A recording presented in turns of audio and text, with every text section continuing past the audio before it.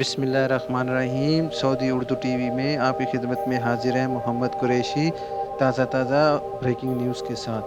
دنیا بھر کے مسلمانوں کے لیے سعودی علماء سپریم کونسل کا پیغام۔ سعودی عرب میں علماء کی سپریم کونسل نے دنیا بھر کے مسلمانوں پر زور دیا ہے کہ اگر وہ ایسے ملکوں میں رہ رہے ہیں جہاں کرونا وائرس کا حملہ جاری ہے تو ایسے میں وہ ان ملکوں میں نافذ کرفیو اور لاک ڈاؤن جیسی احتیاطی تدابیر کی لازمی پابندی کریں۔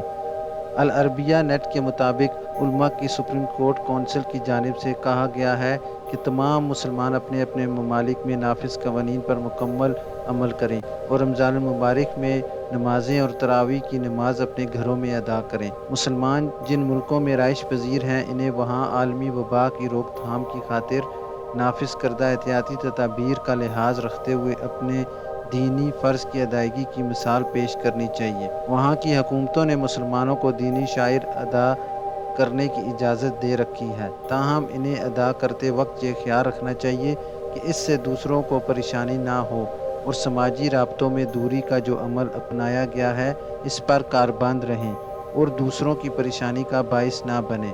واضح رہے کہ کرونا وائرس کے پھیلاؤ کو روکنے کے لیے سعودی عرب کے مفتی اعظم کی جانب سے گزشتہ روز ایک بیان میں کہا گیا تھا کہ رمضان المبارک کے دوران نماز تراویح اور عید کی نماز بغیر خطبے کے گھروں پر ادا کی جائے۔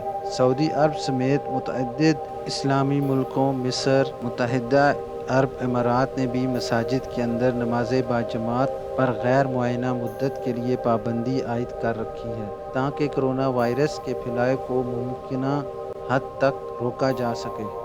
مصر میں احتیاطی تدبیر کے طور پر افطار اور سحر کے روایتی خیمے اور رمضان کے مہینے میں کھلی جگہوں پر روایتی اجتماع کے انعقاد پر بھی پابندی لگا دی گئی ہے۔ یہ تھی ناظرین ابھی تک کے لیے بریکنگ نیوز۔ ملتے ہیں نیکسٹ بلیٹن کے ساتھ۔ اپنی دعاؤں میں یاد رکھیں اور کائنڈلی میرے چینل کو سبسکرائب، شیئر اور لائک ضرور کیجیے تاکہ ہر آنے والی خبر آپ تک پہنچ سکے۔ شکریہ۔